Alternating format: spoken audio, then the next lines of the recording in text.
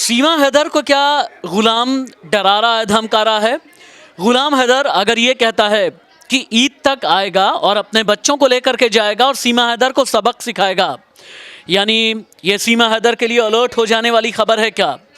सीमा Haider specialist वंदना मेरे साथ में हैं, जो सीमा हैदर की खबर को इन्वेस्टिगेट करती हैं, और रबूपुरा से लेकर के पाकिस्तान की जो पूरी इन्वेस्टिगेशन है इंडिया न्यूज़ पर आपने वंदना के ज़रिए ही देखी है। वंदना, अब गुलाम हैदर कह रहा है कि ईद तक आएगा, सीमा हैदर के बच्चों को लेकर के जाएगा, सीमा हैदर को सबक सिखाएगा। क्या गुलाम भारत आने वाला है? देखिए, मुझे ऐसा नहीं लगता है, क्योंकि सीमा हैदर पूरी तरह से कह चुके हैं कि अब वो सचिन मीना बन चुकी हैं। सीमा सचिन मीना उनको कहा जाता है, तो वो गुलाम हैदर के साथ जाएंगी नहीं, और कानूनी कार्रवाई उनके साथ लड़ने के लिए एपी सिंह उनके भाई बन चुके हैं, जो पहले भी कह चुके हैं कि नोटिस उनको मिला नहीं है, केवल उसकी अफवाहें चल रही हैं। तो मुझे ऐसा नहीं लगता कि गुलाम हिंदुस्तान आएगा, और अगर आएगा भी तो उसके एक एपी सिंह की आपने बात की है, गुलाम हैदर ये भी कह रहा है कि एपी सिंह सीमा हैदर के लिए गड्ढे खोद रहे हैं, और एपी सिंह जो है भाई बन करके सीमा हैदर का और भी बुरा कर रहे हैं, ये गुलाम हैदर ने कहा है। लेकिन एपी सिंह, देखिए, हम जानते हैं कि वो बहुत अच्छे वकील हैं, उनको बहुत अच्छी नॉलेज भी है, क्योंकि जिस भी केस को अपने हाथ में उठाते हैं वो ज़रूर उस केस में आगे बढ़ जाते हैं। जो सिस्टम में लूप होल्स हैं वो भी उनको बहुत बारीकी से जानकारी है। तो एपी सिंह से मुकाबला करना भी अपने आप में एक बड़ा चैलेंज गुलाम के लिए होगा। लेकिन सीमा जब सिरे से खारिज कर चुकी हैं कि वो उनके साथ नहीं जाना चाहती हैं, बच्चे भी नहीं चाहते, तो अगर वो आते भी हैं तो उन्हें कोई फ़ायदा होगा नहीं, मुझे नहीं लगता ऐसा। ठीक है, सीमा हैदर का पाकिस्तानी पति यानी एक्स हस्बैंड बार बार सीमा हैदर को डराने की कोशिश कर रहा है। भारती, सुना है गुलाम हैदर भी यूट्यूब पर आ गया है और अपने वीडियो के जरिए सीमा हैदर को बार बार सचेत करने की कोशिश कर रहा है। कहता है कि ईद पर आएगा और सीमा के बच्चों को लेकर के जाएगा। क्या इतना आसान है भारत से सीमा हैदर के बच्चों को लेकर के जाना? जी बिल्कुल नहीं, मुझे लगता है वो सिर्फ खोखली धमकियां दे रहा है, और वो किसी भी तरह से सीमा हैदर की ज़िंदगी में कलेश लाने की कोशिश में है, और इतनी हिम्मत उसकी कभी नहीं हो सकती कि वो भारत से कोई भी चीज़ ले जाए, बच्चे तो दूर की बात। लेकिन उसने वकील तो भारतीय कर लिए हैं। उससे कोई फ़र्क नहीं पड़ता।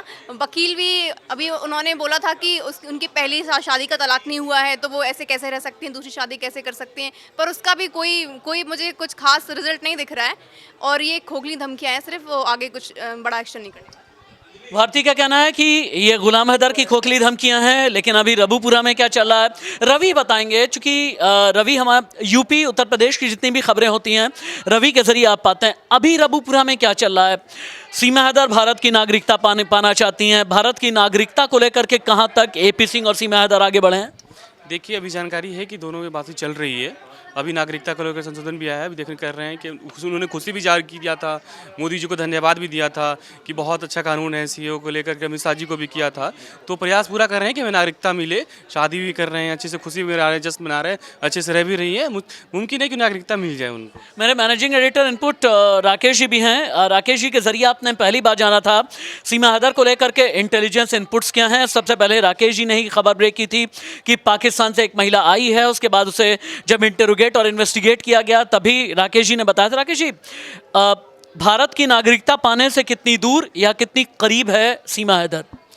देखिए, सभी चीज़ों पर जो एजेंसियां हैं उस पर काम कर रही हैं, और उसका जो पूर्व पति का आपने नाम लिया, उसके लिए मुश्किलें हैं। वो भले चाहे यूट्यूब पर आ जाए या तमाम जो है हथकंडे अपनाए, लेकिन उसको आसान नहीं होगा। एक बात समझाइएगा राकेश जी कि अगर अपने हिंदुस्तानी वकील के जरिए सीमा हैदर के खिलाफ केस लड़ने का सोचता है गुलाम, तो क्या हिंदुस्तान की अदालत में कहीं पर गुलाम का केस ठहरता है?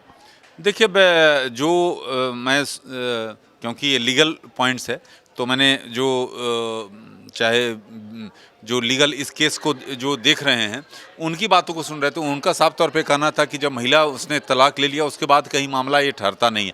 अभी ज़रूर है कि अड़ंगा डालने की कोशिश है, लेकिन आपको ध्यान रखना होगा कि जिस तरह की बातें कर रहा है कि अपने बच्चों को ले जाएंगे, लेकिन अगर उसके बच्चे जाने के लिए तैयार नहीं हैं और अपनी माँ के साथ रह रहे हैं, तो ऐसी स्थिति में उसके लिए ये आसान नहीं होगा ये हथकंडा अपनाना। आपको लगता नहीं कि सीमा हैदर ने सनातन धर्म अपना लिया है, ये बात ज़्यादा गुलाम हैदर को चुभने लगी है? ये गुलाम हैदर को नहीं, उसके जो देश के वासियों को भी चुभ रहा है, और इसीलिए उसके पीछे जो है पूरी लॉबी एक काम कर रही है। हाँ, एक पूरे लॉबी। यानी आप ये कहना चाहते हैं कि पाकिस्तान में गुलाम हैदर को बैकअप देने वाली लॉबी है, जो हुक्मरानों से जुड़ी है, जो आईएसआई से भी जुड़ी हो सकती है? एकदम सही कहा आपने। ये पूरी एजेंसियां, आईएसआई हो, चाहे कई हुक्मरान हैं जो कि इसको बैकअप कर रहे हैं। और क्योंकि इस तरह का वो जो व्यक्ति है इतना वो पढ़ा लिखा उस तरह के स्तर पे नहीं है, लेकिन जिस तरह से बातें हाल के दिनों में आपने देखा, तो वो तमाम चीज़ें उसको बैकअप दी जा रही है। राकेश जी मेरे वो कोलीग हैं जिनके ज़रिए सीमा हैदर की खबर सबसे पहले इंडिया न्यूज़ ने जानी थी, और राकेश जी थे जिन्होंने इंटेलिजेंस इनपुट के बारे में बताया था, और पूरे हिंदुस्तान ने 140 करोड़ के भारत ने जाना था कि सीमा हैदर का केस क्या है।